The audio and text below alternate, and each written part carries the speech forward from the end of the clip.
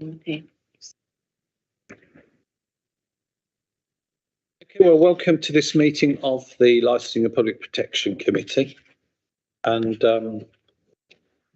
first item, as usual, is notice of recording webcast. I advise the meeting to note this meeting will be webcast for live or subsequent broadcast by the Council meeting YouTube site, and that members of the press and public may record and take photographs except where there are confidential or exempt items.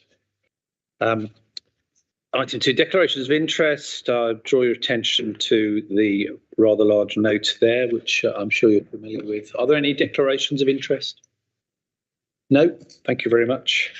Then apologies. I had apologies from Councillor Knowles and Councillor Dring. Are there any more apologies?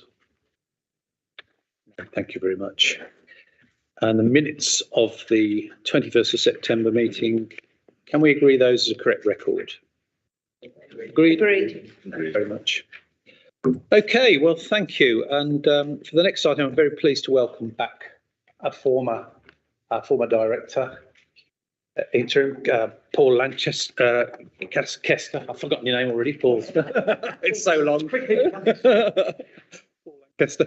And I'm very pleased to welcome Paul back because obviously Paul was with us. When did you take up the post, the interim post, Paul? End of June 2019. Right, that's right. So your timing was wonderful. You had COVID and you had the Commonwealth Games, but Paul made a great contribution, and it was a pleasure to work with him. And I'm very pleased that he's back to present this report around the Commonwealth Games, given all the work that went on there. Obviously, he will say, as ever, that it was the team, and of course it was, but Paul played a very significant role, of course.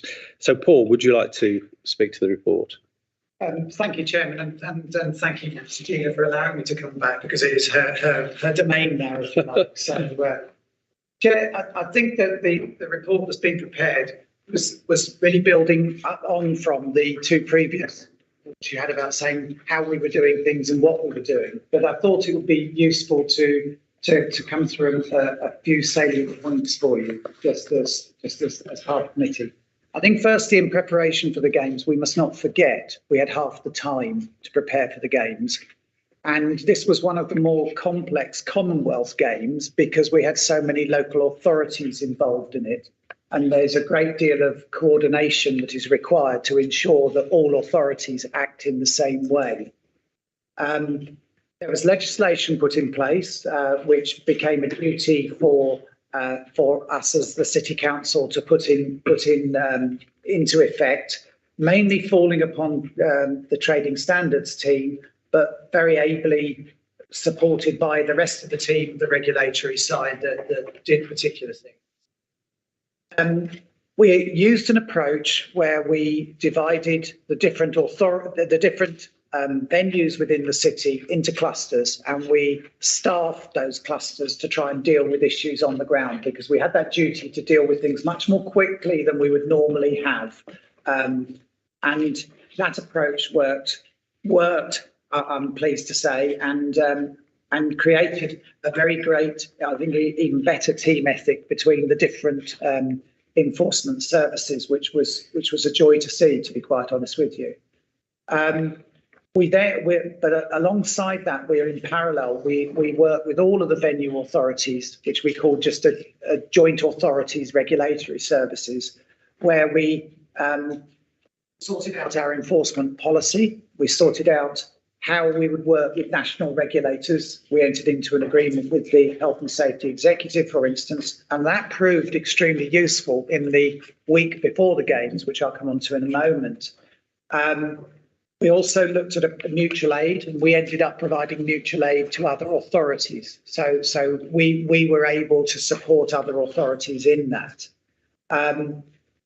In terms of the accreditation arrangements, one of the difficulties for regulatory services that all the legislation that we as environmental health trading standards and licensing have give us direct access to premises without the need for any control. We have that right to go in. In some ways, many of the regulatory staff of local authorities actually have more powers than the police to go into premises. But with the nature of how the times moved on and society's moved on, the safety and security arrangements around major events cut right across that. So we had to come to an agreement about how we would deal with it. And actually, safety and security of the people attending the games was probably a primary function. And so we actually stepped in with that and dealt with it. It was, however, not so easy for some of our other colleagues across other authorities to agree that approach, but we managed to get to matters from there. So while I've set out all of the duties, we mustn't forget that while we were working on the games, we also had to keep the day job going. Business continuity of making sure that the complaints of our residents in areas outlying the games still had to be dealt with. And we also had to make sure that we were behaving in that right way and dealing with things. And I certainly have to congratulate some of the environmental health officers who in the first few days of the games actually closed 2 food premises that were of such a standard that they could not allow that to continue. And we wouldn't have wanted visitors going into those sorts of premises. So that was really good in terms of the work continued and how that was going on. The issues that, and the city had been working up to this for a while. We changed the way we did things in relation to safety at sports grounds, and that was moved from the planning service overseeing the building control officers of the Civico to the regulation enforcement team actually managing those venues, linked with licensing, linked with the Health and Safety at Work Act responsibilities we had. During construction, the responsibility of health and safety at work was the health and safety executive. When it became a live stadium, it was the city council. And there were some members may recall that there was a temporary structure collapse at Horse Guards Parade just prior to that. The health and safety executive upped their inspection of each of the temporary stands and each of the permanent stands that were going on. And actually, their inspections led to them informing us of serious issues that we had to deal with within the 10 days before that. And certainly Mark Croxford and his team carried out extensive work, and it was a real credit that we got things sorted because some of them were quite frightening. I would not show the pictures at the moment because I think that that's something that could be a later time that Mark might want to do, and his team should take the credit for what they dealt with there. We also, so we had issues with the temporary stands, we had issues with the Alexander Stadium and Edgbaston, strangely Edgbaston, but that was because the organising committee came in and they put in additional structures at Edgbaston that weren't part of the normal structure. That compromised the potential safety, but the matter was dealt with within 24 hours once we came to it. So we managed to get that dealt. We had access and egress issues at Birmingham Arena. We were in the central control point, which was just a part of the library, the senior managers of the division, and we could see the access and egress issues. People were queuing to get in and out, and it was people couldn't get out quickly. So that was something that was dealt with very, very quickly. I think that the routine elements were unauthorised street trade. Of course, we'd set a new policy in place that was very much led by your director, Mr. Gila, and that actually enabled us to deal with a lot of what was going on because we actually knew who was controlled, who wasn't, and dealt with the actual issue. Peddling, which is not normally very controllable, that was actually controlled by the new legislation, and we were able to deal with that as well as busking.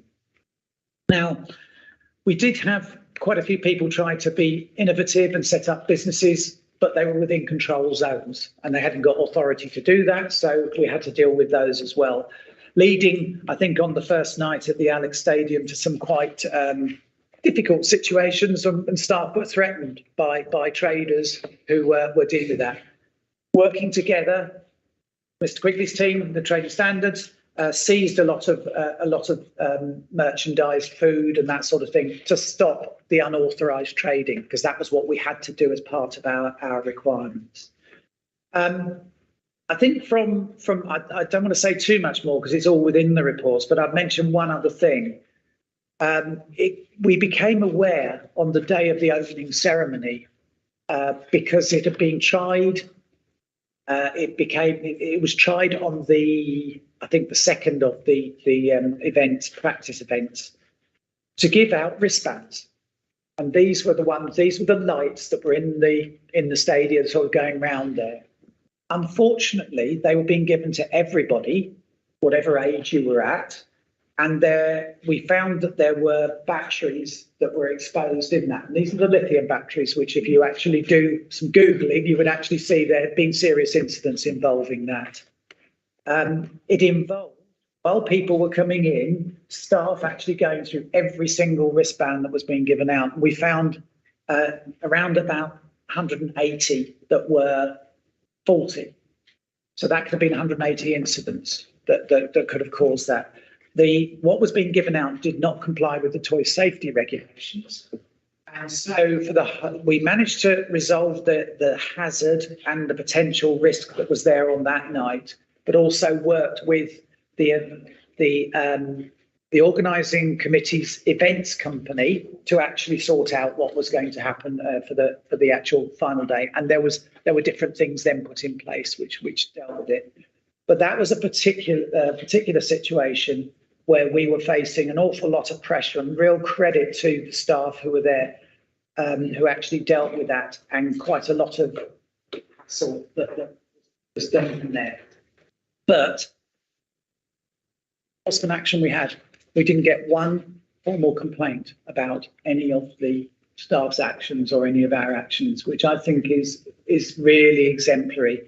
And Chairman, yes, I am going to say it. It is a result of a very strong team led by Sajila, Tony and Mark, who all worked together, all pulled together, and we were actually delighted with the outcome of it. You might think that's a bit self-congratulatory. Well, no, actually, it's something we should be proud of, because too often Birmingham is criticised for stuff. And actually, we did the Commonwealth Games exceptionally well. We worked with colleagues. That was part of the legacy we wanted to do. We've got improved joint working across there. We've trained staff, and we've actually we've got the potential for closer working if we so want. But also, I think when we go forward, we can use this report, we can use presentations we've done before, but as a sharing of knowledge for others who hold great other events. It will stand the city in very great stead for the European Athletics Championships, because actually that's not quite as complex as the Commonwealth Games, but it's actually, we still need to have that same sort of activity working. So, Chair, I think hopefully the committee will be rightly proud of the team they've got in place now, because they are very, very good, and they did exceptionally well during the games. And I just creamed it off from my ivory tower. You know, that's the normal way. So I was very lucky from that.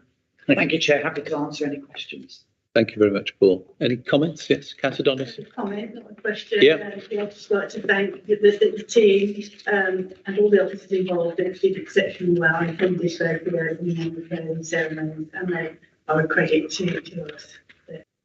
Brilliant. Yes.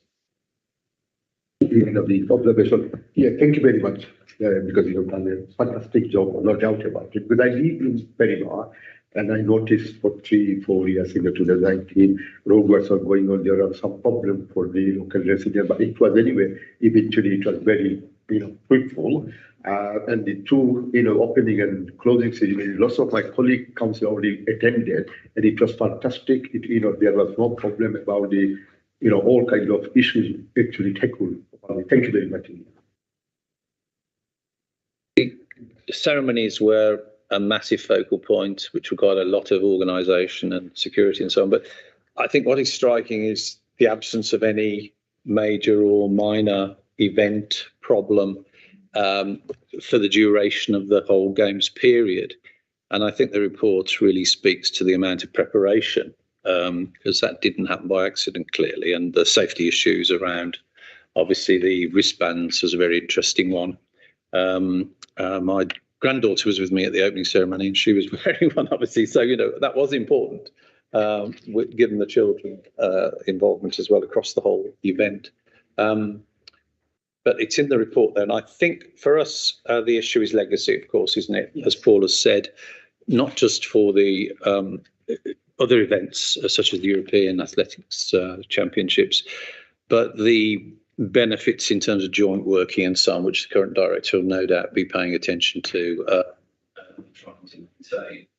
I think there was a remark about having adopted some practice that we'd used in COVID in terms of local stewards, which I thought was interesting, that we'd adapted that and used that to benefit us in the games. Yes, Chair. When we looked at the whole resourcing, one of the I think an area of local government that has suffered probably disproportionately in terms of numbers of reductions of staff have been regulatory services, trading standards, environmental health, probably not so much licensing, because licensing is self-financing. So you have the staff according to the resources you've got. When we started talking to DCMS, they were still regarding local authorities as having the numbers of trading standards staff that they had back in 2014, which was which was their sort of last sort of focal point. And we had to explain to them how much reduction there had been. So when we were doing COVID, we didn't have enough EHOs to deal with all of the COVID situations. So the government did put something what they call COVID marshals. We used them as COVID wardens. And we felt that worked as an eyes and ears. So rather than using scarce, highly qualified staff on the ground, which is quite expensive, sort of being there the whole time and then trying to move them around, we felt it was better to have reasonably trained, lower cost staff who were the eyes and ears who could perhaps informally say, you can't do that, will you move on? And if that didn't work, to bring the staff in to only those ones, the qualified staff who actually deal with the enforcements. And we found that extremely useful. And it's a model that worked better than probably we hoped, I think is probably the side. And Mark may want to comment more because he covered that. I certainly went out to some of the offices and they've got day glows on and stuff so people could see them. And they did a lot of marshalling, they did a lot of advisory. They helped no end. The people that came in, I remember somebody coming in from Portsmouth who wanted to go to the swimming because they had a daughter in there. And we were at where Manor House was, where the old markets were, and the swimming, of course, was in Samworth. And just having somebody who could get the advice to them and where they needed to be to get the tickets and get over to see it was just phenomenal. A lot of them came from the hospitality trade because it was closed through COVID. And the way they interacted with the public, it really was impressive. Yeah, I have to say something. I just want to say how fantastic it was, same as my colleague, Councillor Donaldson, how fantastically organised the games were. We sit on the Transport Delivery Committee as well, and again, we've had such positive feedback. There's been lots of lessons learned through the organisation of the games. Lots of the departments, because I also sit with the ambulance service as well, lots of the departments, they have taken lessons away and they've made them working as a normal working practice now. So they sort of about sharing resources, sharing knowledge, data sharing, etc. They've gone forward and taken a lesson from there. Obviously, we've won the bid for the International Athletics. So can I just ask then, in terms of like going forward, is there any lessons that you possibly learned here that we might do things differently for the athletics? I think that there are 2 or 3 things I would do is actually, one, I'd put a plan, a more robust plan, because we put a plan together and then COVID happened, which knocked out all of the lag we had in that plan. So hopefully that won't happen again. So I would suggest that GLA doesn't allow another pandemic to happen. I'll try my best. That would be 2. Yeah. And I think 3 is, I think that get more information about any opening and closing ceremony, and don't allow it to be as secretive as it was, because we had no idea wristbands were going to be present. We've advised and dealt with it. They came in the week of the games, and they'd been ordered from Holland, I think it was, and we were trying to sort of trace it back. That probably would be there, and I think probably my last one, probably have a few extra staff available on the opening day, because there are inevitably things that you don't expect. But from mine, I think that we've got the resourcing tool, the spreadsheet that can be adapted. We've got a lot of knowledge about the different way we worked. And I think that side about being prepared, expect the worst, but actually we've got to get into the organisers to make sure they are open with the regulators so that we can be prepared for it. Councillor Locke? Sorry. Oh, yes. The other thing that's improved was the operation of the safety advisory groups. So that's where the working between the different sections of the council, plus the external partners, the police, the ambulance, the fire, etc. And that's a much more robust process than maybe it was previously. So people will actually say this isn't right, and people will work together to solve it. And I think there was so much concern about safety for the public. We can't underestimate how much better that process is as well. The better working in there, I think, is very good to see. Can I just All right, then Councillor Locke. So obviously a lot of the residents were involved as volunteers as part of the games. And I think that, because normally we have this culture where people feel it's like the council and it's the residents, so there's no joint up working. But this was a fantastic way that residents felt part of the games, and as a result, they were sort of invested in everything that was happening. So in terms of volunteers, and from what I saw, it was meticulous in terms of the way they were briefed and the way that everything was done. But is there anything different that you would do there as well with the volunteers, you think? Or I think there probably could be slightly better coordination of the volunteers. It was a bit sort of what we had, what they had. We were paying ours; these were non-paid, but we were so oversubscribed that was quite sort of difficult.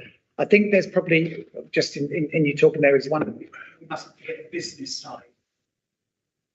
Likely there'll be some sort of controls for the European athletics because of the branding again. If there are any trading or advertising controls, I'd write one letter, do 2 lots of visits to ensure if there's any authorisations necessary, rather than 2 letters and one visit sort of late on. That would probably be there if there are controls. But I think it's quite worthwhile in that brand protection, that space, which I don't think we had. We had a little bit of knowledge, but not as much. It was going down, wasn't it? I think from there, it became more and more of an issue as we went on.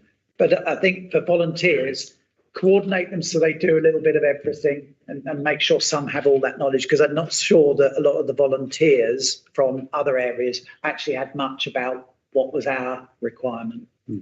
Councillor Locke, then I'll bring the director in. I want to echo what everybody said about, thank you to the team and everyone involved. I think also, I know it won't happen so much in the European, but pattern relay and everything like that. And I think also that was great. But I think how the outer suburbs, because the Commonwealth Games were affected all our wards. I don't know, because income and everything, people came to see, well, my little ward, as they do, and it was good for business and jobs and economy while the games were on. I know the local hotel was fully booked, and I think that was a great thing. Thank you, Chair. No doubt it was one of the fantastic show that Birmingham showcased. Just one point I'd like to raise that I found while the game was on. There were certain times when the spectators were brought in, where the operation with the when they were coming into the stadium, they were two-parted away. The reason why I say this is there was a family who came up to me and the children was on the other part while they were on this side, and they couldn't get to each other for about 15, 20 minutes. So that was a bit concerning as to anything in emergency. So I just wanted to point that out. That's a really useful point, and we can that can be taken back into the SAG process for, I think, particularly for the Alexander Stadium, because I take it was at the Alexander Stadium we're talking about. Yes, we were having to. I think if we knew what we knew now, we probably would design the stadium slightly differently. I think that's probably the best way to put it, because actually everyone coming out into one exit effectively, because the park was closed off and everything else, that made that quite difficult. So to ensure we didn't get that bottleneck of people, we actually filtered people through. If the family had made that known, then actually they would probably have been dealt with by the volunteers there and the helpers there. They would have sorted something to make sure they had a meeting point and they could have got there. But it was it's a good point, and I think we'll take that back as part of the SAG process.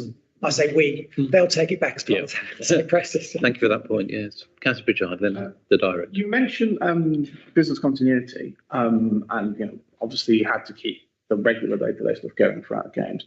I'd be interested in a bit more kind of information on that impact of the games on business continuity. So, if you're a resident making a complaint, or a case was opened, would you have noticed any difference throughout the games? Were kind of response times, resolution times slower?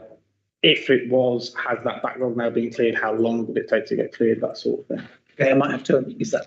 Go to Gina or Mark and Tony to help on that one. Yeah, because we had the extra resource, we were responding in about the same sort of time. Whether the interventions were quite as quick, I don't think they were. But no, the backlog has been sorted. We were funded through the Public Health Director and some monies from the Commonwealth Games, and we were able to keep the extra resource for a month afterwards, and it was to tackle. But yes, there were some jobs that probably could have done with being a wee bit quicker, possibly weren't. But we were trying to cover from 6 a.m. to 12 at night, and resources were really, really strapped. Okay. Well, thank you, colleagues, for those comments, and that's useful feedback in terms of our personal experiences. But as I think colleagues have said, we have an opportunity to celebrate success, and we should do that, because those opportunities are fairly rare, as we know, in local government. But really, I felt, looking at the history of the city, that this was the most significant and successful event probably since the Second World War, really. And it does go to all the teamwork that we've heard of. So would you finally like to comment, Director? Yeah, thank you. I just want to say that the staff on the ground were absolutely fantastic before, during and after the games.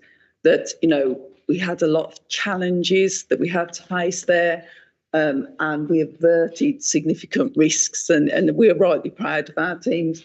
I do think Paul has been rather modest on his contribution.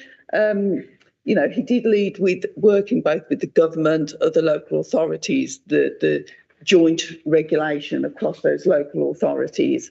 And really, we wanted as a team, I think Mark and Tony would join me in just saying thank you, Paul, for your leadership over that time. And, it's been well noted of the work we've managed to achieve during that. And thank you all for your very kind comments. We'll pass them on to the staff. Thank you. Okay, so thank you very much, colleagues. So with that, it's my pleasant duty to thank Paul for his contribution, not just today, but really since 2019. And just as a little token, sorry, Louis, a little token of thanks. I suppose this is about public protection, ultimately, the right sort.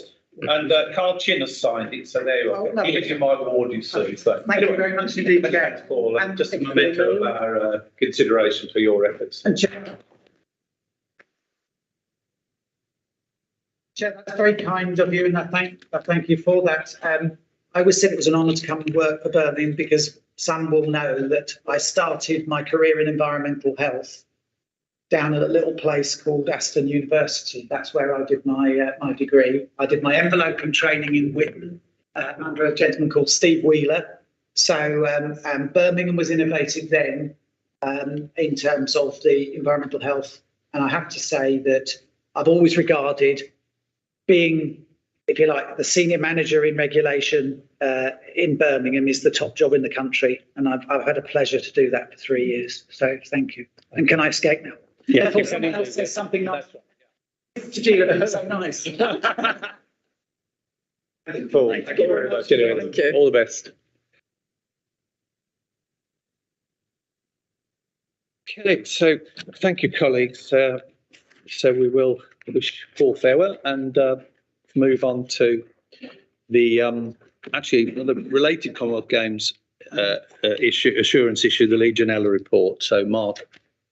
Chair. Excuse me. Commonwealth Games Legionella assurance and hotel accommodation premises. It should something like that one. But basically, what we were concerned about, working with our colleagues in the UK HSA, I think it just changed from is that a lot of hotels and other businesses have been closed down, and there was a serious risk of water not being run in those places. And that you could get a build-up of Legionella, which is quite a serious disease, very hard to treat, and it can have quite a very negative impact in that if you've got allergies, if you are susceptible or you're old, it can be unfortunately. A lot of premises were written to during the pandemic, and they were advised that they had to take steps to control Legionella risks. And that included places like the council, where we had people in at Lancaster Circus literally going around running the bottom basins, flushing the toilets, and if there were showers there, running them for a period of time to stop the potential for a build-up of Legionella in those places. What you tend to find is that Legionella comes towards the end of the run of the water, so it's what we call a dead leg. So if you think of a shower, it comes into your house, through the stopcock, all around the house, comes out, and then when it comes to the actual shower head, it's in that vicinity of the shower head where you'll get the growth, not in the pipes much further on. Occasionally, when we go around businesses, we'll find that somebody's cut something off. So they used to have a kitchenette, they took the kitchenette out, they cut the pipe, but instead of having the straight run of pipe, they've got a T-junction, they've just capped it at about 1 foot or 2 foot or 3 foot up, and they've just put a cap in it. And again, you can get Legionella building up in these dead legs. So there is quite a lot of work that's done on Legionella to try and keep people safe. And this really came through joint working with the UK HSA, where we actually seconded an officer across there for lots of risks. And this was one of the ones of Lakshmi's projects. So what we did is we identified all the hotels and guest houses and other accommodation within the city, plus some premises that were going to be used for the Commonwealth Games for athletes and for training purposes. And we went out and we did some surveys and took samples. The samples had to be taken. There was around 94 premises included in the survey. We took up to 12 samples at premises, and then we sent those samples up to the UK HSA labs, where they would then try and analyse to see whether there was any Legionella species in the water supply. It's a very difficult bug to grow, so just taking the water sample isn't good enough. You have to take it, you have to keep it under temperature control, you have to get it to the labs very quickly, and it was quite an effort by the officers to actually get the vehicles in, get the water samples on the vehicles, and get them sent off to the two labs in the identification of Legionella. At 4.6, there's a table which is produced by the HSC in their code of practice, and it shows what is satisfactory and what is unsatisfactory, as well as what's potentially dangerous. So if you've got less than 100 Legionella in a litre of water, it's deemed to be satisfactory. If there's between 100 and 1,000 Legionella present, it's deemed to be borderline. Anything over 1,000 is deemed to be unsatisfactory. There were 90 premises in total, I think it was, that we went to, and on 5.1 page 4, we've got the results there, which was 65 of the premises that were sampled were satisfactory, 14 were borderline, so they're satisfactory in the sense of they're okay, but they have got issues with Legionella in the water supply. And that could be anywhere between, as I say, 100 and 1,000. So the nearer you are to 1,000, the more concern you would have over it. And 15 of the premises, or 15 are found to be unsatisfactory. So looking at the pie graphs, you can take on board the satisfactory and the borderline, and you can see it was actually quite a high compliance rate. But we were very worried about the unsatisfactory results. All of the borderline and unsatisfactory people were written to. They were asked to take further steps to clean the water, to make sure they've got management systems in place and they were looking after the water. All of the unsatisfactory samples were repeated. So we went back to 15 premises and retreated, re-inspected those, took samples and submitted those. One of them, which was a hotel, quite an extended hotel, we ended up closing that. And we used prohibition notice and the Health and Safety Work Act to close it. So there were 4 wings, for want of a better description. 2 of them were on the same supply, the other 2 were on a slightly different supply. So the 2 that had the effective Legionella were closed until they took further action to ensure there was no Legionella present. What was interesting from our perspective is, yes, the risk is there and it continues to be there, but in a way it's not surprising because there's a code of practice from the Health and Safety Executive asking people to manage Legionella risk. But the thing that I think was quite surprising is this was by far the biggest test that anybody had done for Legionella. So it was funded by the UK HSA. We took samples from over 90 premises. And there was nothing really to compare it against. So getting a 15-16% fail rate, we don't know whether that's good, bad or indifferent, whether it was increased massively because of the lockdown through COVID, etc. So it is something that we'll be interested in exploring with the Director of Public Health to see if we can repeat something of a similar size or half the size of this, just to see whether or not we can put it into some more context. But actually putting it into context was very difficult. The really good were able to control all of the Legionella risks prior to the Commonwealth Games. And the last bit of learning was we also found that the UK HSA labs, they actually got much more accurate results than the water companies that are out there giving advice to hotels. So some of them were saying the samples appeared to be satisfactory, but the samples coming back from the UK HSA failed. So it was quite interesting working on that as well. So I think there's more work to be done on this, Chair. But it was a very interesting piece of work and really pleased we were able to complete it prior to the Games. Okay. Thank you. Any questions? Thank you. Chair. Just a quick question. Regarding the 15 that were unsatisfactory, was there a general theme on which ones were unsatisfactory? Were they hotels or were they guest houses or B&Bs? And I just asked that question because obviously a hotel in the city centre is going to be bigger than the B&B out further out, and obviously the hotels are predominantly owned by chains as well, so you think they would be of a higher standard. I haven't got a theme with it. Some of them were actually sports facilities, so there were the showers where people use after sports. Some of them were hotels. I think the only generalised thing was that they tended to be towards the end of the run of the water supply. So you can imagine water, there's room 1, room 2, room 3, room 4. But occasionally it was actually room 8 and room 4 that had it. So the other ones were clear, which is why I was indicating sometimes at the end of the shower head or the tap where it comes from. And I suspect it may actually be down to the use and occupation. So are people having showers after sports? Because they were turned off for an incredibly long time during COVID, nobody used them. And I think maybe the rooms that are used less need to be concentrated on by the businesses. So if you've got 4 of your top rooms and you've got one which you just, if you're really busy, you let, tends to be the noisiest room, so you don't let it as often. Just concentrate on that as well. So that's a good point. Mr. Donaldson. I want to ask, if a premises does have Legionella, is it difficult to eradicate? And are there any preventative measures other than what you've described in terms of usage? The answer to your question is no, it's not, because you can do many things. You can sterilise the ends of the, where the Legionella is. So you can put treatments into the water, you can run the water supply and get it really hot. So if you turn the water on and you run it hot, it should kill the bugs. It's problematic if it's in the cold water. But there are lots of companies that are there that will give you advice. As I say, if you comply with the HSE guidance, it doesn't tend to be so much of a problem. That's why we were concerned so many places lay fallow through the COVID because they weren't being used, and then it was down to that run them as often as maybe they could or should. Yeah.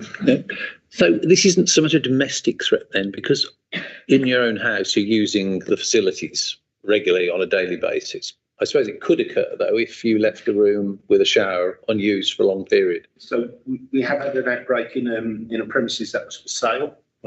So it hadn't been used for a long period of time, and then we believe the shower was used, and the shower was the cause of it, because 9-12 months where the premise has been on the market and nobody lived in the property. So it is an issue around water as a whole, but by and large, you know, where we live and using our taps and showers properly, normally, no, it doesn't pose a risk. And the water companies are obviously treating the water to try and prevent. Yeah. Okay. Oh, very interesting. Yeah. Okay. Thank you very much for that, Mark. Right. Thank you. We note the report. Thank you very much for that.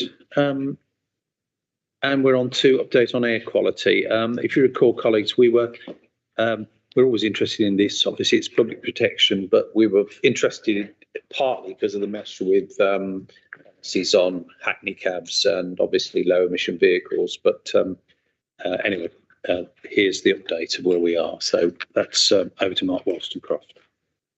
Thank you, Chair. So this report is designed to provide committee with a short briefing to update on the work that's been undertaken by officers to address air quality issues. The focus of the report is on the broad topic of strategic air quality, and I've intended the report as an informative report. And my thoughts are that more detailed topic-specific reports could be produced should any committee members desire. Air quality regulation, it can be considered to fall within three broad categories. The strategic regulation, proactive regulation and reactive regulation. And the distinction between these is outlined at 3.2 in the report. And this committee report, as I said previously, focuses on the strategic regulation aspect. And it encompasses work contained under the local air quality management regime, the clean air zone and also the clean air strategy. I'll start off with the local air quality management or LAQM regime. This was introduced under the Environment Act 1995. And it's the overarching regulatory regime covering air quality, and it is a statutory duty on local authorities. The regime is process-driven, and this is to ensure both consistency and the transparency of approach. And the various stages that are encompassed by the process are covered at 4.2 in the committee report. In broad terms, the local authority has to monitor and evaluate air quality, and this is against specified pollutants to identify breaches or potential breaches of the legal limits. And then the local authority has to put in place measures to deliver compliance with those limits. These measures are contained within a document known as an Air Quality Action Plan. There is a strong emphasis on reporting, incorporating the submission of annual status reports to DEFRA, and all of our annual status reports have been submitted to DEFRA on time and have been evaluated by DEFRA.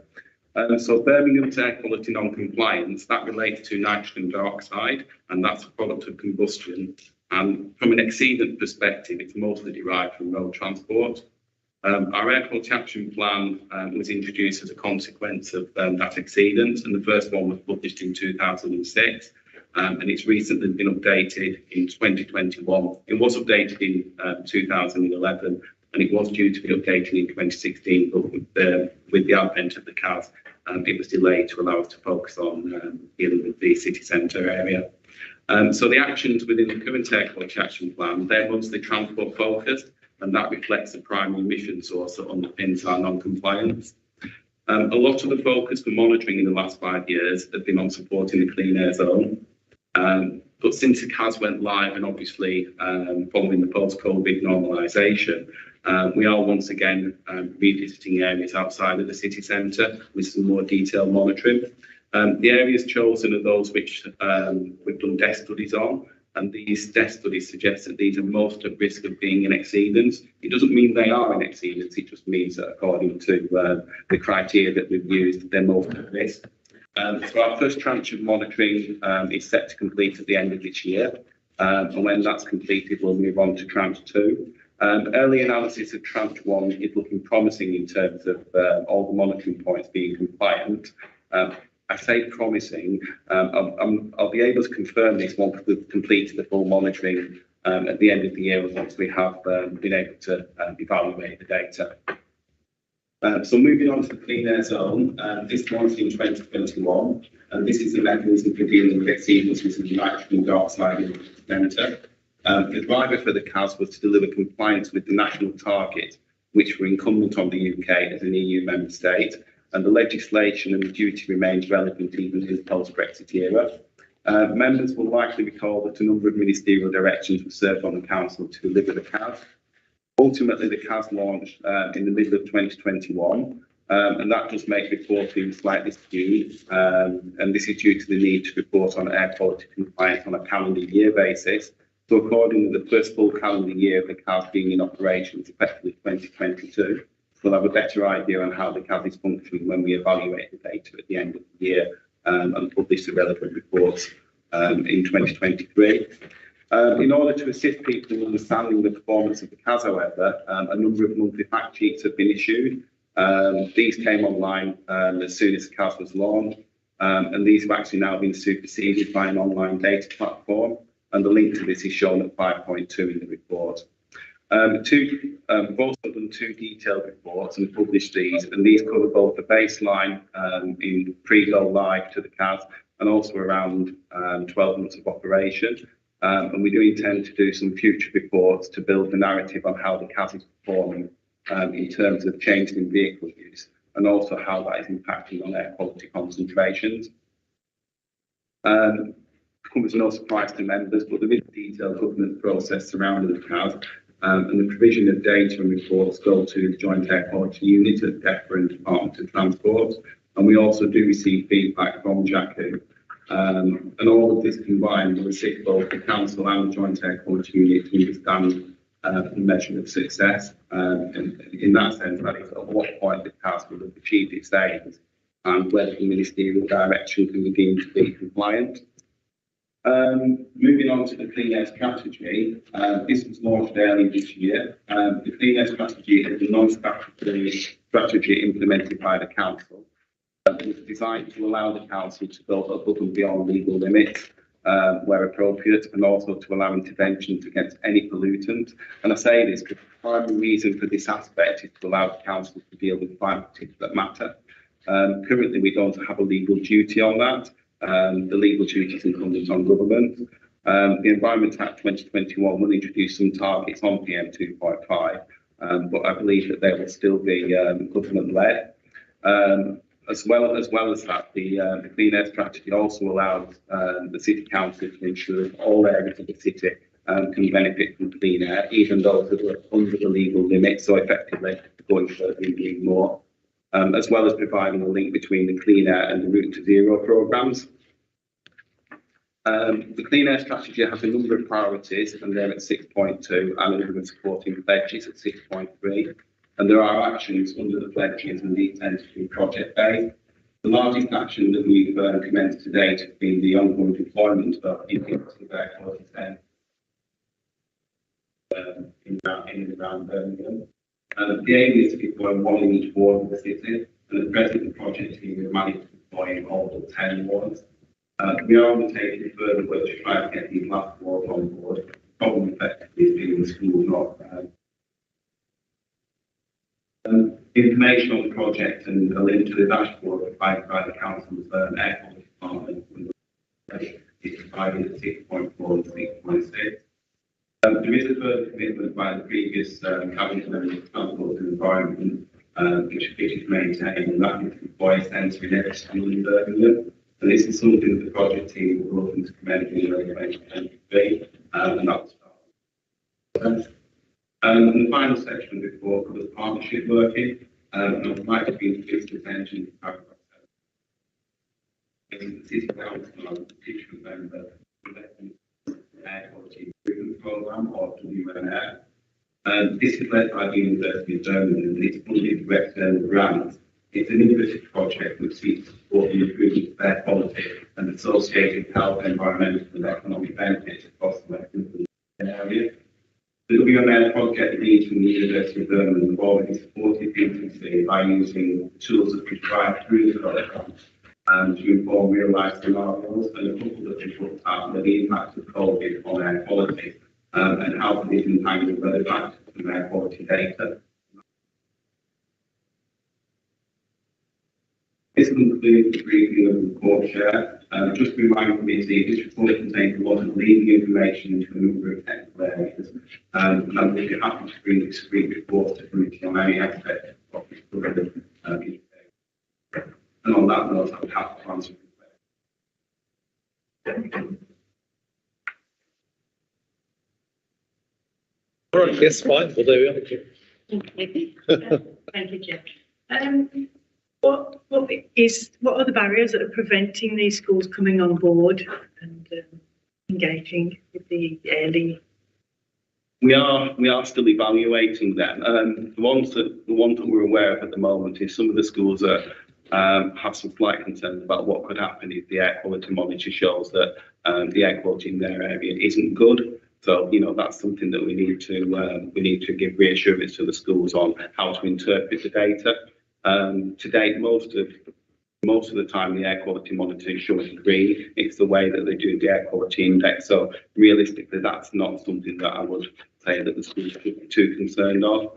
And other barriers really are normalisation post-COVID, slotting it into the curriculums, and having really the time and the resources to do something with the data. I think some of the schools are probably thinking that it's great to have the monitor and it looks good for it to be there, but what do we actually do with it? Have we got the resources to do anything? Whereas my view is just get the monitoring. We'll provide you with resources. If you use them, great. We'll do a survey to see what kind of use there has been. If you don't worry about it, but at least you can champion it. You can mention it to parents. You've at least got the monitor on site. So that's a piece of work that we're looking at. Is there something we can do to encourage them to come on board? Yeah, how can members help, really? We are reaching out to members who are in the 10 wards that are not, where we don't have an air quality monitor, trying to get them to engage with the schools. So that's something that we're doing in the first instance. Looking ahead with, I suppose, phase 2 of the project, if we do end up trying to put an air quality monitor into every school, bear in mind, we've looked to put 69 out there. We've got 59 out there, and we're struggling to get the last 10. So it's going to be an exercise to get an air quality monitor into each school. So I think at some point I will be knocking on members' email doors and saying, can you help me, please? Thank you. Yes, in the case of my own ward, I checked, and we can all look, can't we, through that link, which is very interesting. And we've got one of the 4 primaries, I think, so there's some way to go. But it's good to have that one primary because they're all fairly close together, given the nature of our wards these days. Councillor Pritchard. So just on the going above and beyond the air quality monitoring, or the limits that legally the council has to at the moment. You mentioned PMs. Now, my understanding was that the reason the council doesn't have to do anything about PMs is because the city is compliant, not because it didn't have a duty to. If it wasn't compliant, it would have a duty to, if that makes sense. So I just want to kind of clarify that point. In particular matter by PMs, yes. So in terms of who has the responsibility to deal with it, the council would if there was areas found to be non-compliant. And then my second question related to that is, if the council wants to go further, has the council kind of looked at what kind of limits or what sort of levels to look at, and would the WHO limits, which are much more stringent than the legal limits that we have in the UK, if those were taken, would more areas be not compliant with WHO limits in terms of NO2, and would there then be limits not complied in terms of particulate matter as well? Through you, Chair. Thank you for that, Councillor. There's quite a bit to unpack there. You're absolutely right in terms of the PM compliance. There are 2 legal limits for PM. There's PM10 and there's PM2.5, and the number denotes the aerodynamic diameter of the particles in microns. So the smaller the number, the smaller the particles. The council does have a legal duty around PM10, but we are in full compliance and we've never exceeded on PM10. So hence, we don't have a legal. We have a legal duty, but we're compliant. The context is important there. PM2.5, the legal duty for that rests with government. There is a new piece of legislation that came in, and that was the Environment Act 2021, and the government are consulting on new targets for PM2.5, and this is derived from, as you say, Councillor, the WHO guideline values. The World Health Organization have changed their guideline values and it significantly reduced them. For PM2.5, they are recommending a guideline value of 5 micrograms per cubic metre. Now, to put that into context, I think our current legal limit that government have to comply with is 25 micrograms per cubic metre, so it's a significant reduction. That being said, when you look at the sensors that we actually have in Birmingham, we've got 3 at the moment. One's down in Acox Green, there's one in Ladywood in the city centre, but that's not by a major road. Both of them are classed as urban background sites. And there's also one which is a DECRA station, and that's on the eastern stretch of the ring road on the southbound side. All of them are reading levels of around about, I think it was between 9 and 12 in 2018. And last year, the numbers were between 7 and 9. So they are significantly reduced under the 25 micrograms per cubic metre. And in terms of the World Health Organization guideline values, although they said 5 is an absolute limit, they have to get the industry values, 10, 15, 20, depending on the difficulties that each would have to meet them. Government have put a consultation out proposing a new limit of 10 micrograms per cubic metre to be achieved by 2040. At the moment, that's still under consultation, and government are reviewing the consultation responses.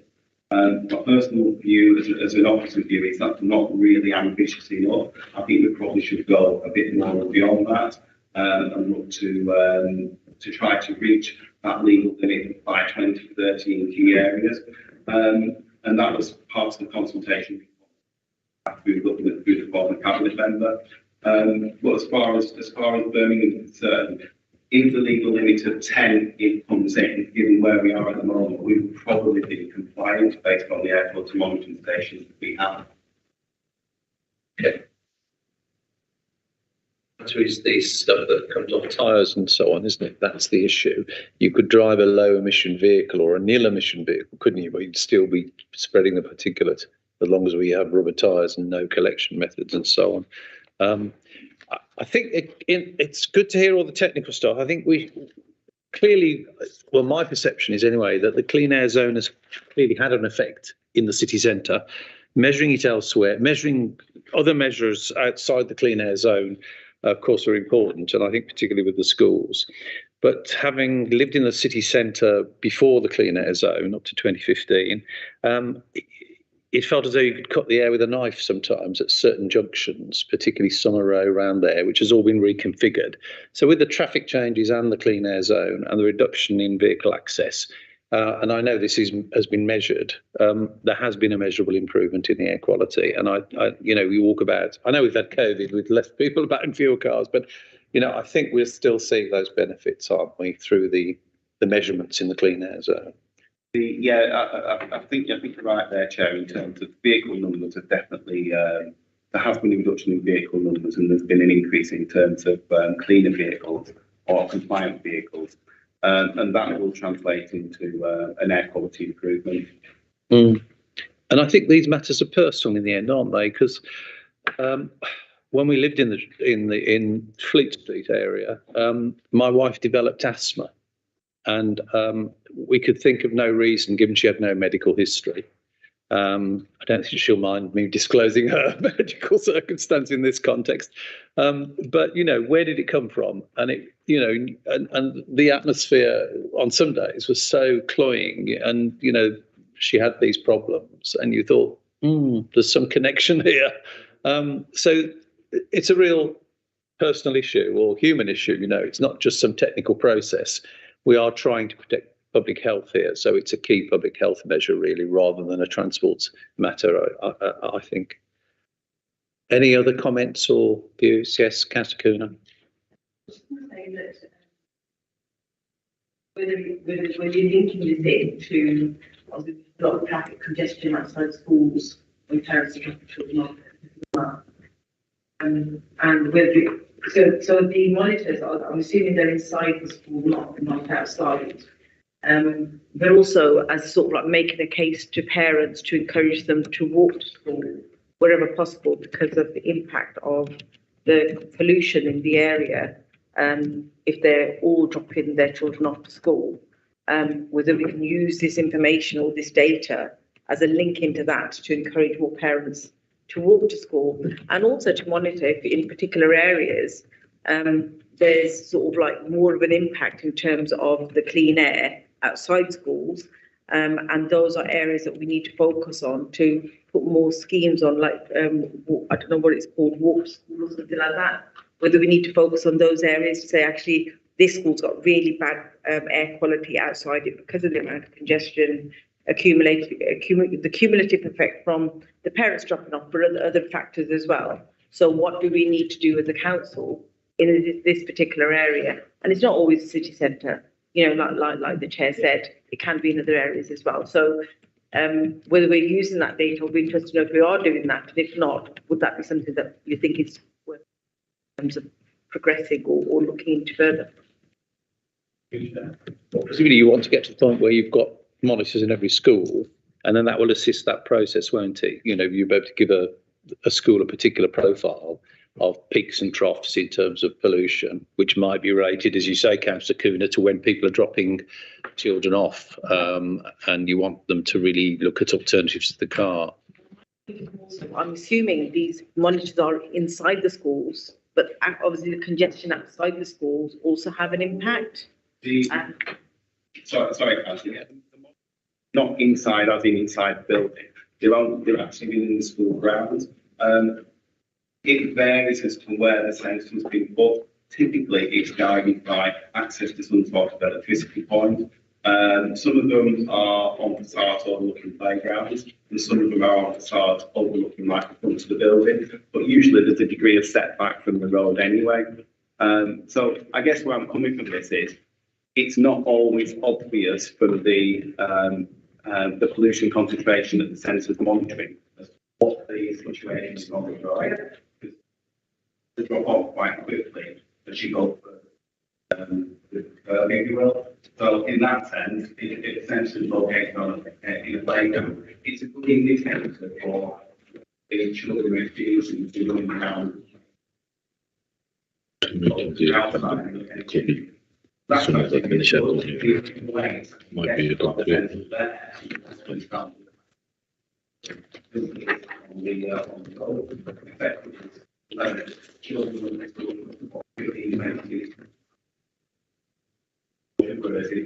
school and playground and pension more. But anyway, to unpack all that, the sensors of the various are located. I know that colleagues in the in transportation, they have the Safer Streets programme, and there's a lot of engagement with schools to try to get them to advocate to parents around you know, walk if you can, don't drive, park a bit further away, all that type of thing. So it needs to be asking feedback to colleagues in that particular area to get more information. If you want me to bring that back to committee, I can do that, Chair. I think we'd welcome that, wouldn't It would be good to join the dots. Yeah. And it's, okay, so I know this is about schools, but also as a city, we need to try and sort of like improve the air quality in our city. Yeah. So whether we then, even if it's not part of that particular scheme, whether we need to go one step further, especially when you pick something up in schools, then whether it's voluntary outside and see what it's like outside and what do we need to do. Well, at the appropriate times, it would, I think with the committee saying, we're very interested in the focus on schools because that's citywide, much as we're interested in the clean air zone results as well. So further reports in future, you know, when it's appropriate on the schools issues, related issues would be particularly good.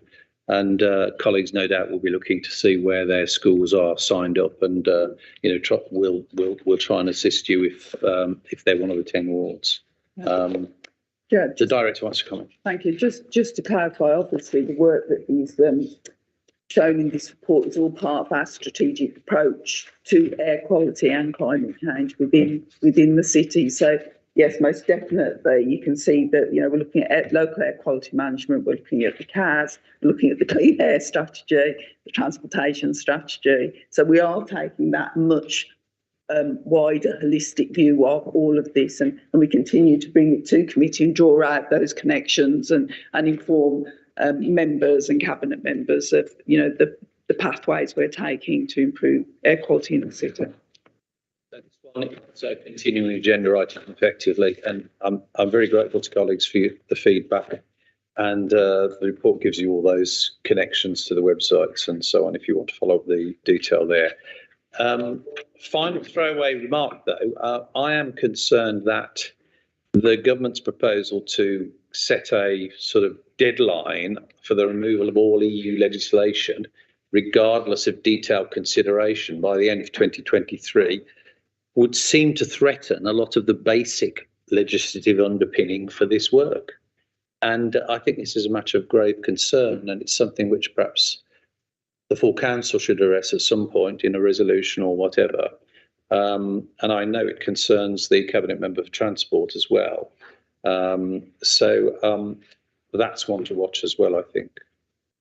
I'd be interested to know if the officers have any sense of what, if anything, yet is going to replace that, if it is just taken wholesale, or is there any indication from DEFRA what might happen or not at all? Thank you, Councillor. I was asked this question by the chair and the cabinet member, and I didn't have the answer. I had to go to my contact in DEFRA, and I fed that back to the chair. It's effectively part of a wider programme on reviewing various pieces of legislation. But at this stage, even they don't have a handle with regards to exactly what's going to happen with the environmental side of things. So to answer your question, no, I don't know any more than what came back from government. I'm happy to share the response that the Cabinet Member kindly sent me, but it doesn't say much, as you can imagine.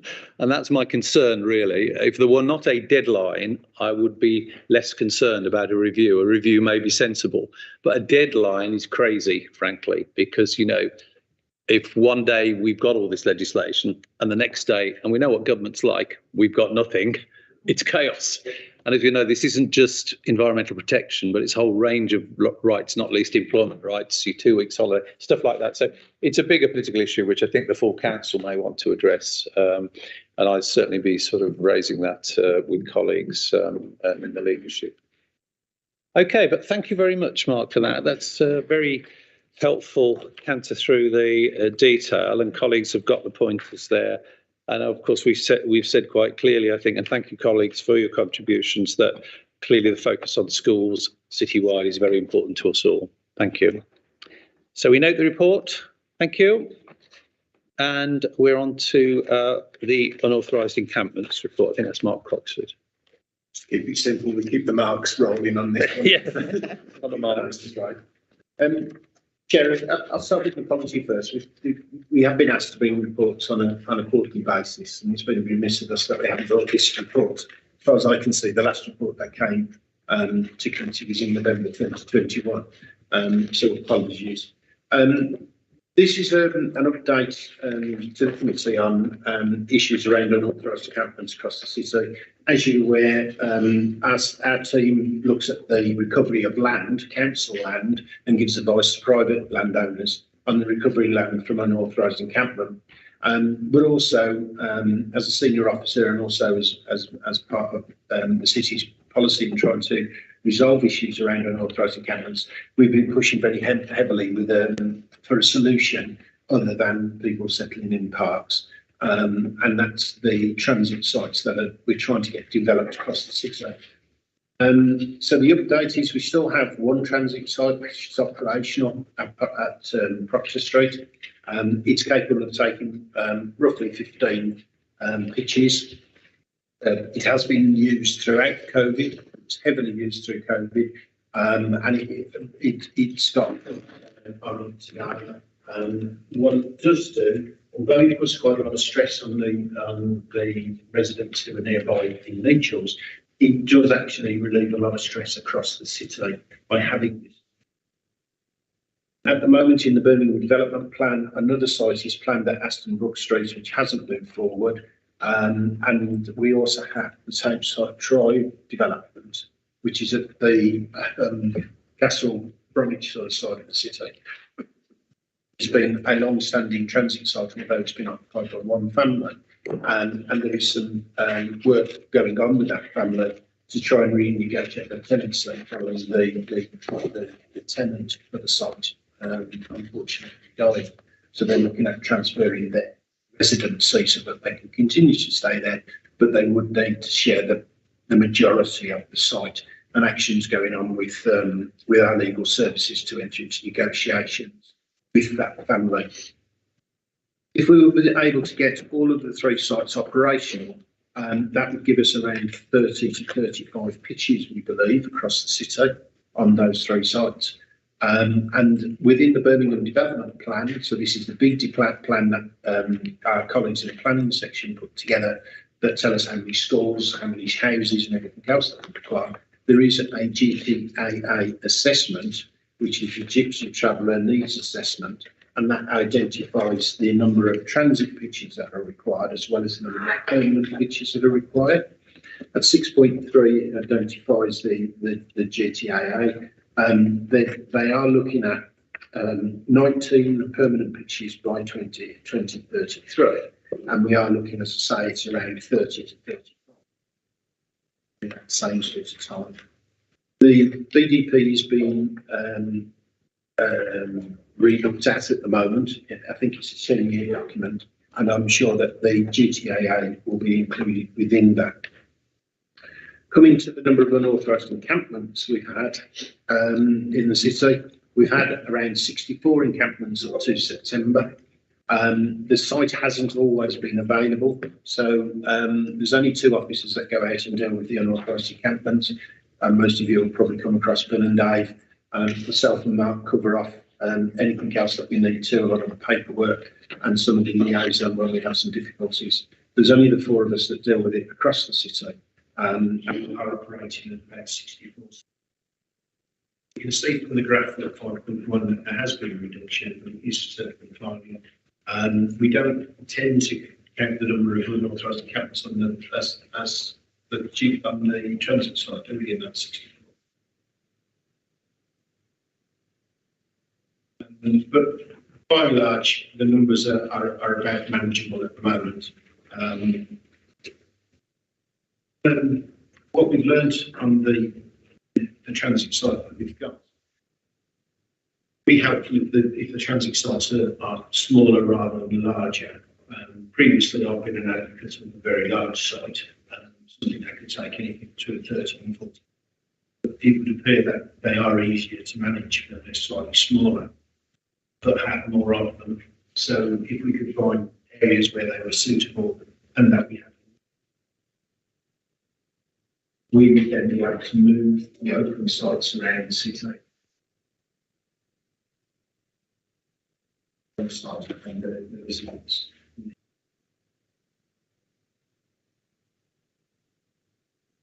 But housing have put up some an AD and a couple of officers who are looking at managing the transit site chair.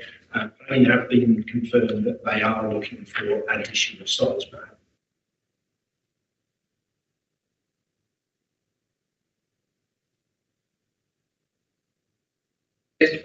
Thank you, Chair. Could I just ask when the Aston Brook Street site is likely to be ready to go? I note that there's no update on housing, but I'm just wondering if there's any new information you can share on that at all. I don't have any information. I was hoping that the grant monies that have been made available would fund that site. What we need to do, I've just been reminded by Mark, is to make sure these reports are joint with housing, I think, because housing manage the site. So we as a committee need to hear from them, really. I'd like to hear from planning as well about progress, but that's slightly more complicated, given that we now have an opportunity with the planning review to identify potential more sites. And I note what Mark says, rather than one big site, if you could find a couple of smaller sites, and I know this is always contentious, but this is an opportunity to act responsibly, I think, and try and do this within the context of the planning review. So I will certainly follow that up with the powers that be. But I think getting reports here, at least from housing, along with ourselves, would be helpful, wouldn't it? So if the next report can be that, it'd be useful to hear from, have a housing officer here to say.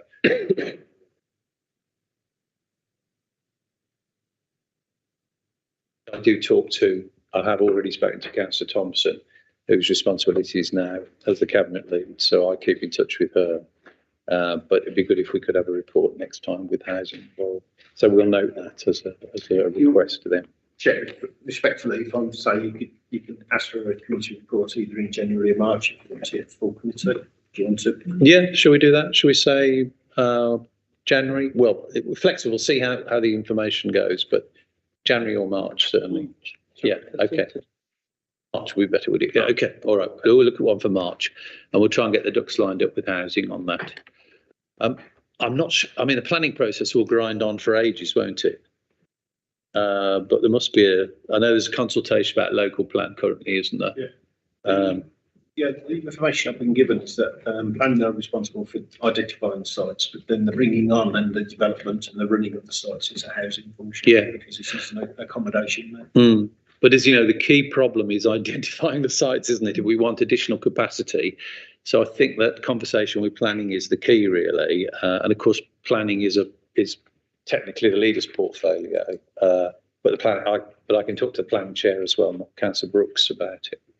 I mean, on the new development plan, Chair, my understanding is that won't be kind of all I's dotted and T's crossed in terms of actually being in place and being the plan for the city for another 3 or 4 years by the time that process has gone through. So relying on what's in the new plan for more sites is probably, that's going to add another 3 or 4 years to it. I mean, and as has been pointed out, there was already a requirement in the current Birmingham development plan for sites, and I think at least, I'd hate to wait 3 or 4 years before anything else was done. So I think relying on the current planning framework is probably would be quicker in the short term. Yeah, no, I agree. I'm not keen to see this delayed by the further big planning review. I think we need to get it moving with the other sections of the council and try and get the planners particularly to sign off a couple of potential sites, because that's the only answer to give us the capacity. We usually got one family, is that a big site? How long have they been on the site? So they predate me.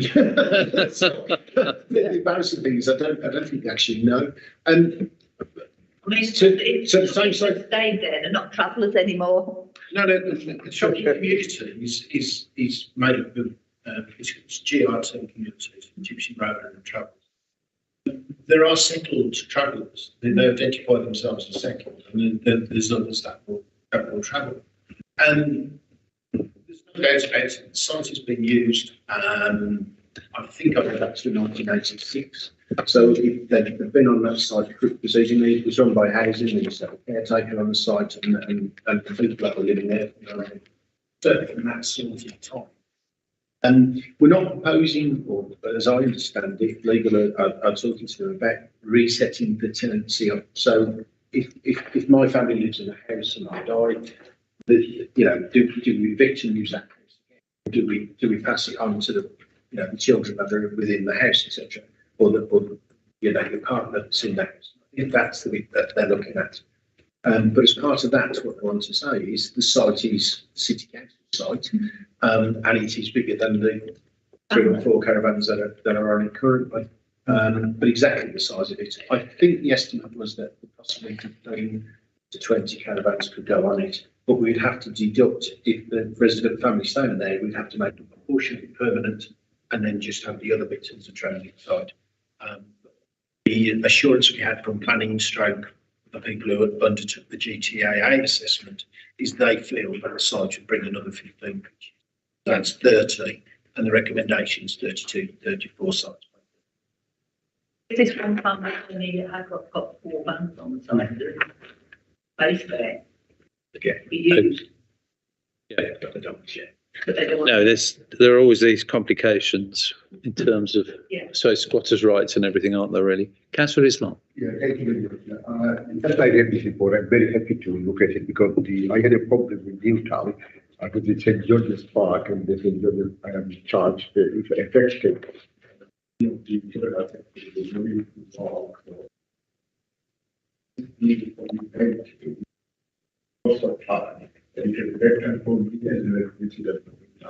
very pleased and I'm very pleased to see that the public solution for this development. Thank you.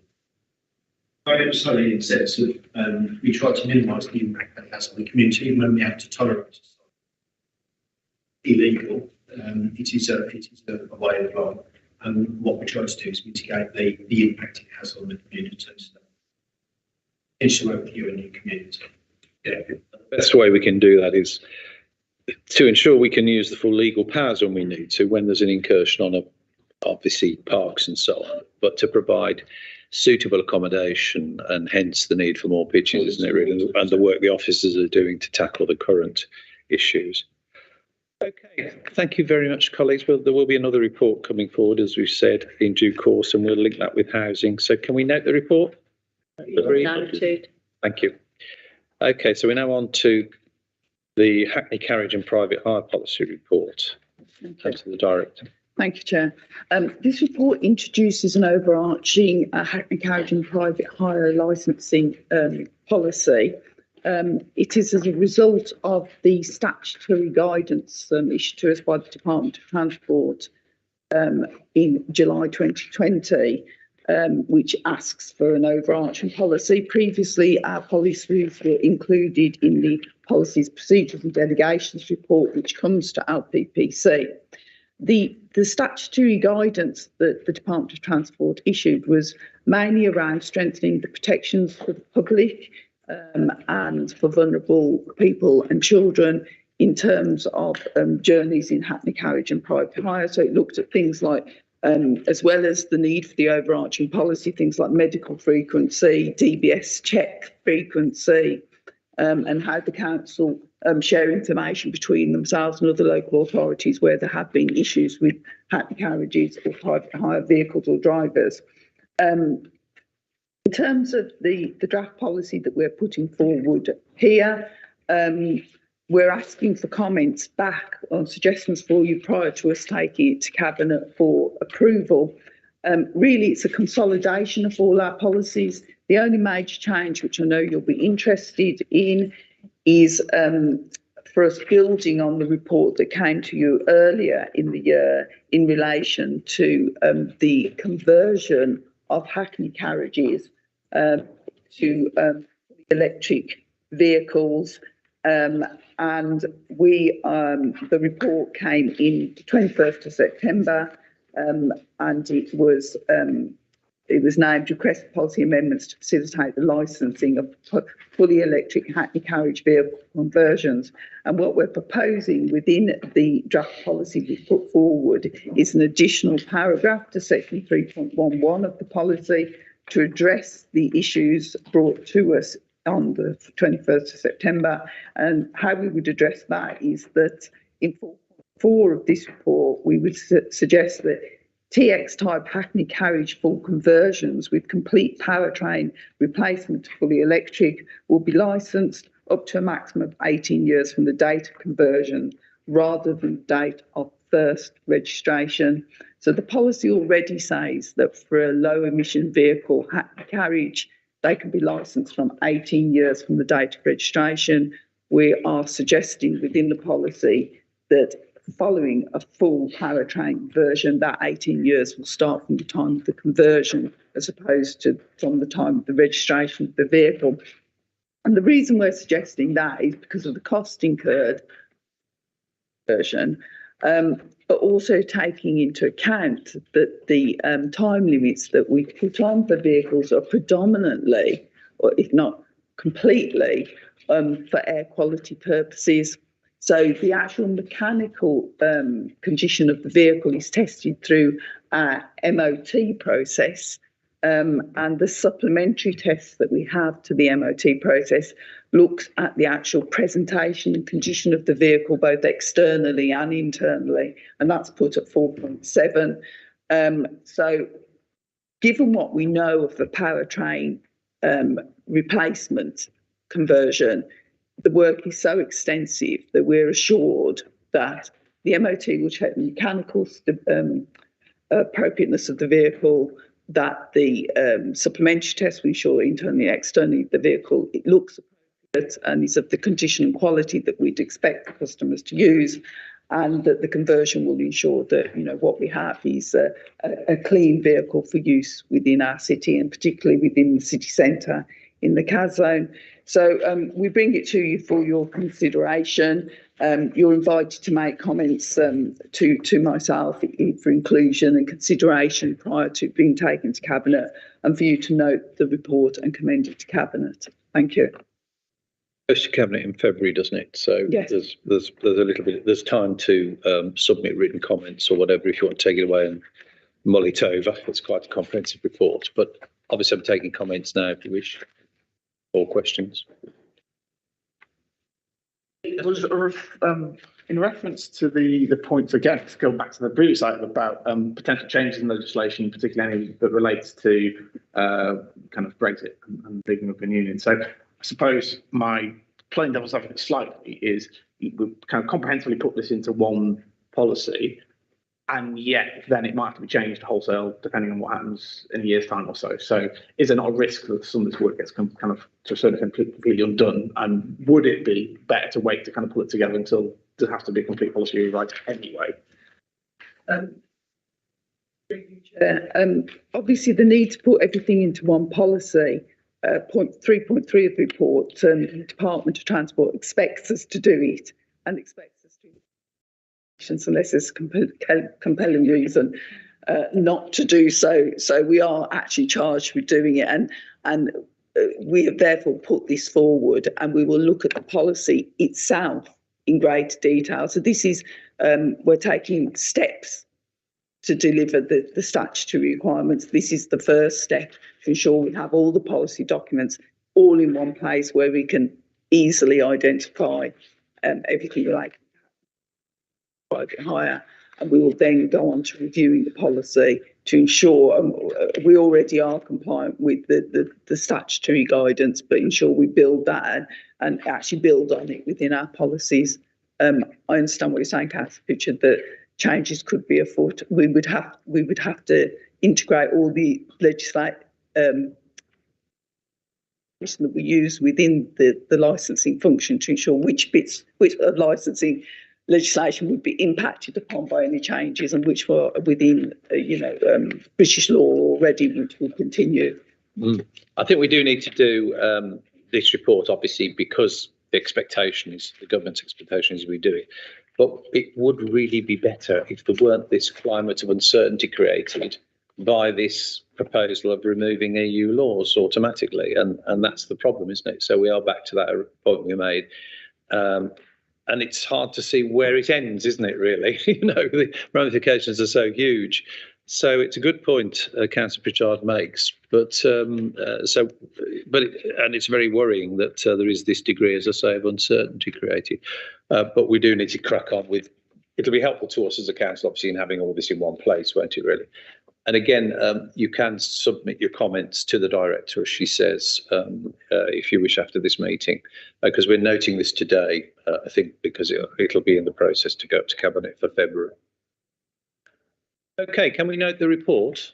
Can I just ask one question? Yeah, sorry, yes. Can I just ask a specific question about paragraph 3.7, which is the Disabled Persons Act? 3.7, it's in the policy. Oh, in the policy, yes. Policy. Right. Yeah. Page 54. Thanks.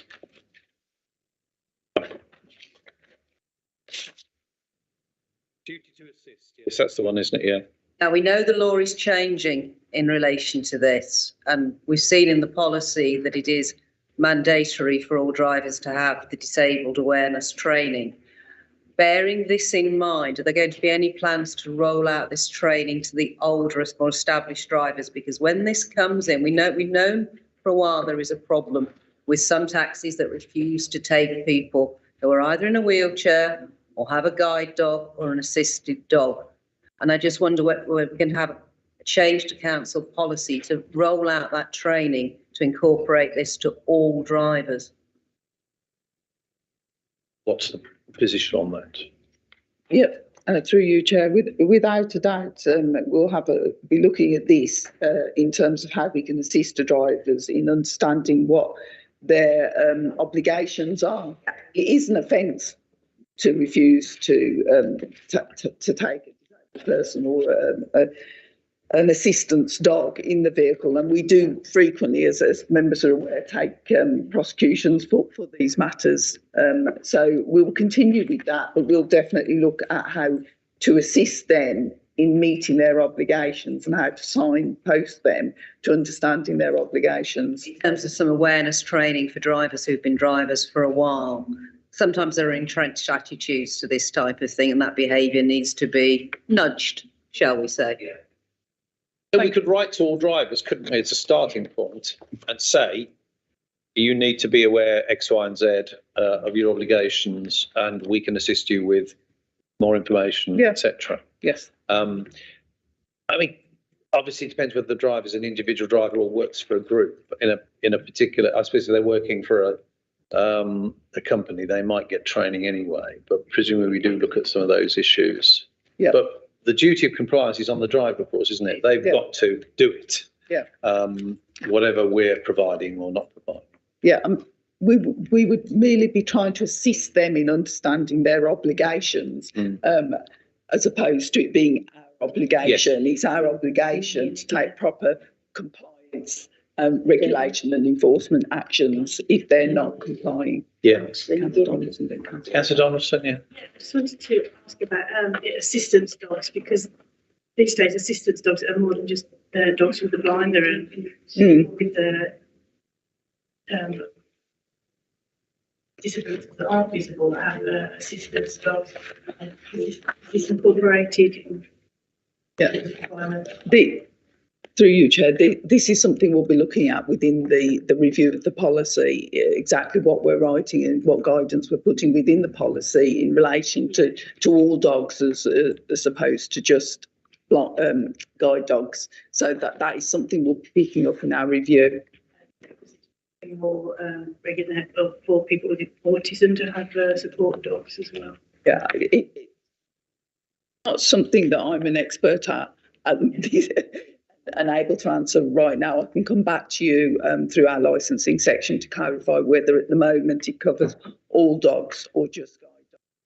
In our review, we'd be picking, if it doesn't cover all dogs, we'll be picking that up because there is a necessity for that. Oh, Tony is aware. If you look at the appendix, it does refer to the system.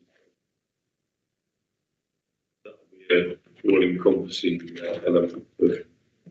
Right. So assistance is the wider category then, isn't it? So that's better than just saying guide dogs. Yeah. Thank you, Tony. It's perhaps just a case of signposting and raising awareness, because assistance dogs, it's guide dogs, hearing dogs for the deaf, autistic dogs for people with autism, epilepsy dogs, all sorts, and dogs for people with disabilities, other sorts of disabilities, which are, it may just be a case of awareness and modifying the training and rolling it out perhaps to the big companies, TOA or whatever, to say this is now the policy, this is now your legal requirement, so we can prevent any unfortunate mishaps in the future where people are being turned away.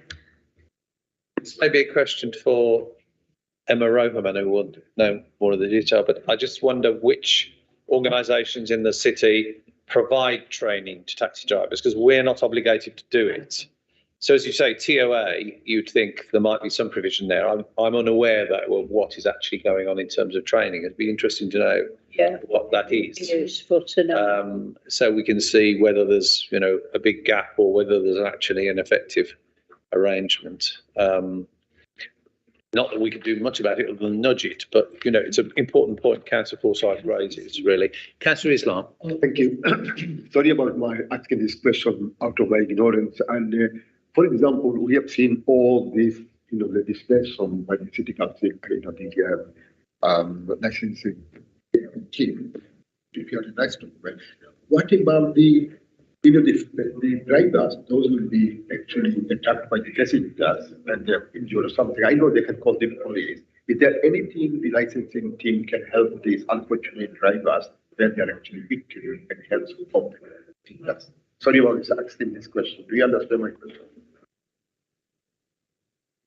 So the issue is, what can we do to assist drivers who are the victims of attacks by passengers? Yeah, through you, Chair. Unfortunately, the legislation that we enforce and regulate doesn't cover that aspect. We encourage drivers to report matters to the police.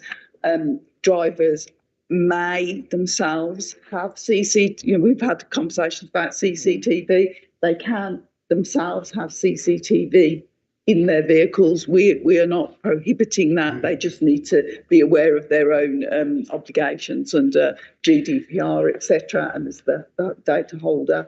So unfortunately, it's a police matter, Councillor Islam. We've not had representations from any of the driver organisations recently. I mean, I know they were quite active pre-COVID in contacting the chair of this committee. My predecessor, Councillor Dring, I know had a number of meetings with them and so on, but we don't get much of that now. So I don't know what has changed in that context, but it would certainly be useful to get their take on this as representing taxi drivers, just to see where they feel the issues are.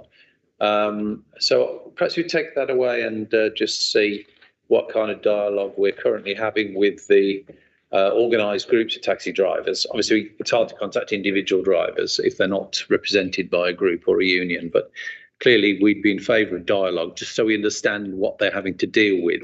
But CCTV would be an answer, but they have to take on the responsibilities of the director says of complying with the the personal information issues, GDPR and so on. I'll just, if I may, just answer. Yeah.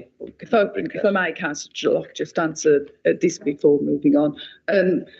Just to say that this is anecdotal from talking to taxi drivers, is the use of more online booking systems and prepayment systems is increasing the safety of the drivers because they're being paid before the journey commences as opposed to at the end of the journey trying to ask for the payment. So I think that in itself has reduced to a certain extent the risk factors that are involved with carrying certain, hopefully very few passengers. But yeah, we continue our dialogue with the taxi trade and most certainly if there are specific issues such as the tariff for hackney carriages, we do pick that forward with it. Thank you, Chair. Councillor Locke.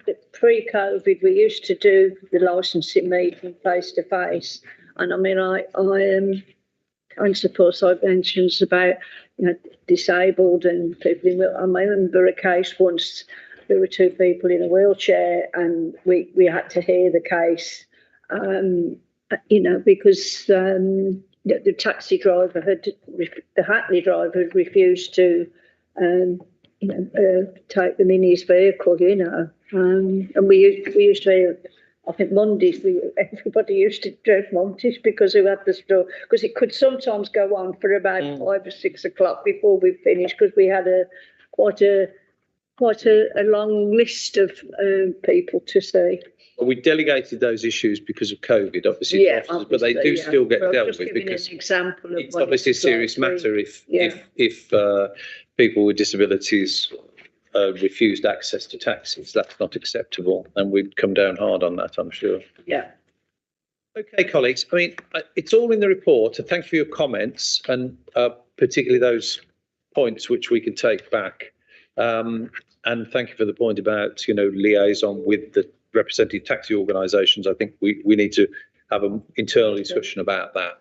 But you've still got the opportunity to submit comments, as the director says, to her, if you could do that in writing, if you have a particular point you want to raise. And then that can be fed into the process pre-cabinet for February.